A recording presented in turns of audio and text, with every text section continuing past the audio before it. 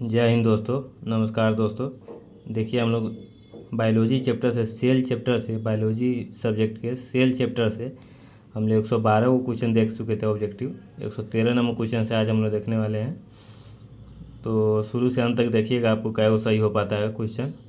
113 number question में कि किसकी उपस्थिति के कारण किसी पादप कोशिका और पशु कोशिका में अंतर पाया जाता है। ठीक है, तो इसका राइट आंसर हो जाएगा क्लोरोप्लास्ट। राइट आंसर हो जाएगा क्लोरोप्लास्ट। 114 नंबर क्वेश्चन में है कि निम्नलिखित में से किसने यह मुख्य अवधारणा प्रस्तुत की थी कि सभी जीव कोशिकाओं के बने हुए हैं। किसने यह मुख्य अवधारणा प्रस्तुत की थी कि सभी जीव कोशिकाओं के बने हुए हैं। तो इसका राइट आंसर हो जाएगा 2 और 4 दोनों, डी नंबर हो जाएगा स्लाइडेन और टी स्वान। स्लाइडेन और टी स्वान। ठीक है, चलिए 115 नंबर क्वेश्चन में कि 80% से अधिक सेल कोशिका में पाया जाने वाला पदार्थ है जल पाया जाता है। 80% से अधिक कोशिका में क्या कौन सी पाया जाता है? जल पाया जाता है, जल। ठीक है, 116 नंबर क्वेश्चन में है कि पराशरण की परिभाषा है तो अर्ध परागम्य कला में होकर कम से अधिक सांद्रता की ओर विलायक जल का प्रभाव। पराशरण की यही परिभाषा है, सी नंबर ऑप्शन सही हो जाएगा।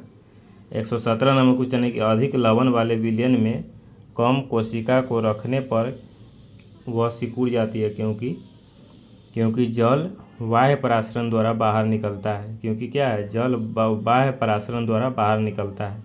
118 नंबर क्वेश्चन है कि यदि एक कोशिका आकार में न्यूनीकृत होती है तब वह एक विलयन में रख दी जाती है। ऐसा विलयन होता है हाइपरटोनिक होता है। ऐसा विलयन कौन होता है? हाइपरटोनिक।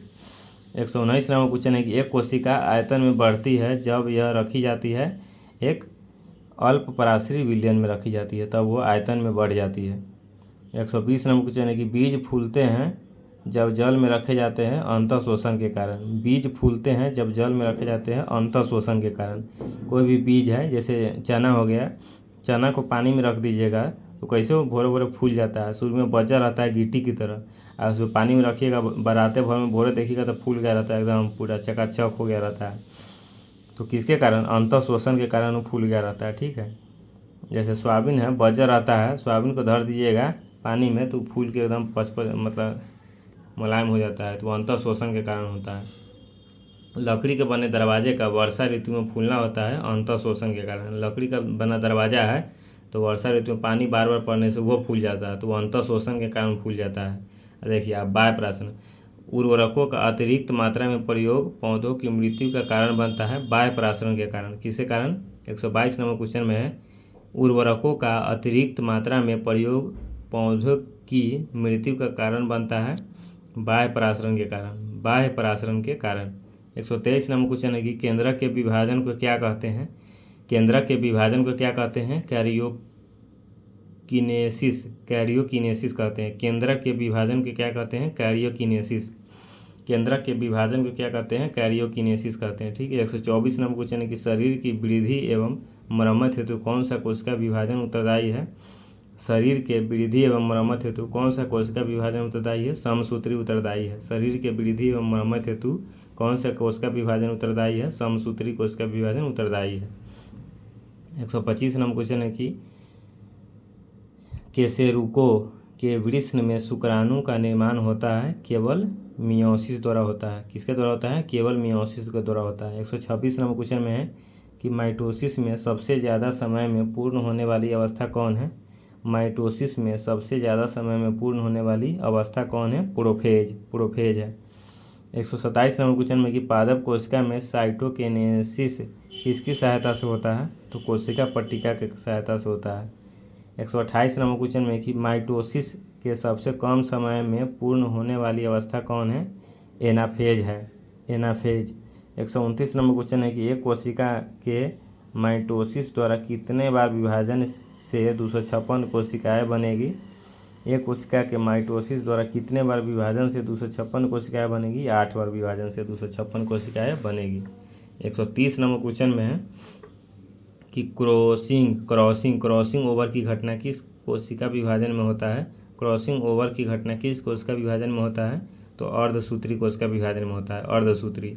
131 नंबर क्वेश्चन में कि पारगति किस अवस्था में होता है, पारगति किस अवस्था में होता है, तो पैकिटीन की अवस्था में होता है। पारगति किस अवस्था में होता है, तो पैकिटीन की अवस्था में होता है। दूसशुक्राणु बनने के लिए कितनी बार मियोसिस द्वारा कोशिका विभाजन होगा, दूसशुक्राणु बनने के लिए कितनी बार मियोसिस द्वारा कोशिका विभाजन होगा, 50 बार होगा। मियोसिस द्वारा कोशिका विभाजन 50 बार होगा। 133 नंबर क्वेश्चन में कि टोलोफेज की विपरीत अवस्था कौन है, प्रोफेज। टोलोफेज की विपरीत अवस्था कौन है, प्रोफेज है। टोलोफेज की विपरीत अवस्था कौन है, प्रोफेज। 134 नंबर क्वेश्चन में कि माइटोसिस में सेंट्रोमियर किस अवस्था में विभाजित होता है, तो एनाफेज की अवस्था में विभाजित होता है। 134 नंबर क्वेश्चन में कि माइटोसिस में सेंट्रोमियर किस अवस्था में विभाजित होता है, तो एनाफेज की अवस्था में विभाजित होता है। 135 नंबर क्वेश्चन है कि निम्नलिखित कथनों पर विचार कीजिए, तो 1, 2 दोनों। समसूत्री विभाजन में कोशिका केवल एक बार विभाजित होती है एवं क्रोमोसोम भी एक बार विभाजित होती है। अर्धसूत्री विभाजन में कोशिका 2 बार विभाजित होती है एवं क्रोमोसोम भी 2 बार विभाजित होती है। इनमें से विचार कीजिए कौन सा सही है, दोनों सही है। 136 नंबर क्वेश्चन है कि निम्नलिखित में से किस कोशिकीय संरचना की खोज फंटाना के द्वारा किया गया, केंद्रिका के द्वारा किया गया।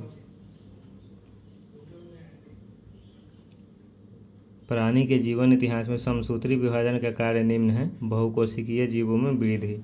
प्राणी के जीवन इतिहास में समसूत्री विभाजन के कार्य निम्न है, बहुकोशिकीय जीवों में वृद्धि। ठीक है। 137 नंबर क्वेश्चन में है कि प्राणी के जीवन इतिहास में समसूत्री विभाजन के कार्य निम्न है, बहुकोशिकीय जीवों में वृद्धि। राइट आंसर हो जाएगा। दोस्तों रूम मालिक अभी आया था कमारी पीटने, तो अभी क्लास ले रहे हैं तो कैसे कमारी खोले, तो इसीलिए थोड़ा बीच में डिस्टर्ब हो गया होगा, सॉरी इसके लिए। कमारी पीट रहा था, अभी पैसा मांगने आया था, पैसा थोड़ी नहीं देंगे उसको, खेला खिलाएंगे 10 दिन तब देंगे।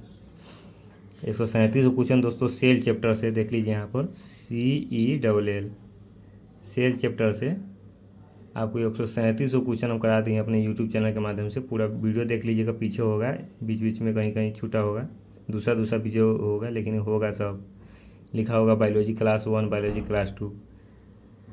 तो आप लोग 137 कर लीजिएगा ना, तो आपको सेल चैप्टर से कोई दिक्कत नहीं होगा। भारत में जितना एग्जाम होगा इस सेल चैप्टर से जनरल कंपटीशन में यही क्वेश्चन पूछा जाएगा, और इसके अलावा कोई एको क्वेश्चन नहीं आएगा।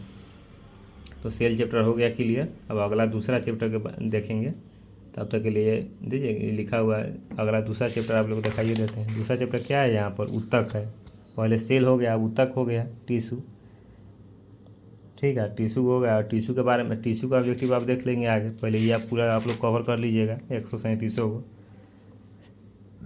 क्या आप लोग दोस्तों प्यार आशीर्वाद उतना नहीं बनाते हैं ना, तो एक साल से हम ऐसा आप लोग को हेल्प करते आ रहे हैं, लेकिन अभी भी हम 1 भी रुपया यूट्यूब चैनल से अभी तक नहीं आया, 1 भी रुपया नहीं आया। इतना मेहनत से वीडियो बनाते हैं, 1 भी रुपया अभी नहीं आया है। पूरा वॉच टाइम अभी नहीं पूरा है दोस्तों। दबा के शेयर करिएगा, मतलब महाकाल की कृपा से मारिएगा, दबा कर लाइक सब्सक्राइब ठोक दीजिएगा कस के दोस्तों, क्योंकि बहुत ही ज़्यादा दुख होता है, क्योंकि 1 साल से वीडियो बना रहे हैं, कोई फ़ायदा नहीं है। लोगों से हंसता है कि वीडियो बनाता है, लेकिन उसका भी तो फ़ायदा होना चाहिए कि उनके मुंह पर चमाटा होगा कस के। तो हम चाहते हैं कि जल्द से जल्द जो मेरा फर्स्ट पेमेंट यूट्यूब का आने वाला है, उसका वीडियो बना के आप लोग को दिखाएं कि फर्स्ट पेमेंट आ गया है। तो आप लोग ज़्यादा से ज़्यादा शेयर करिएगा दोस्तों, स्टेटस लगा दीजिएगा अपने मोबाइल के फ़ोन में, मेरा वीडियो का लिंक लगा दीजिएगा स्टेटस, इससे ज़्यादा से ज़्यादा फ़ायदा होगा हमको। तो ऐसा नहीं करते हैं आप लोग, शायद इतना आप लोग को हेल्प करते हैं यूट्यूब के माध्यम से, फिर भी क्या बताएं आप लोग को।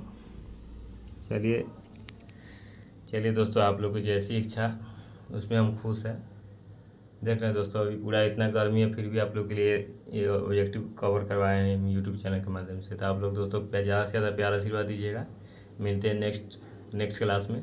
ऐसे कंटेंट तो हम डेली लाते ही रहते हैं, 1, 2, 3, 4 वीडियो लाते ही रहते हैं डेली आपके लिए। ठीक है दोस्तों, जय हिंद, जय भारत।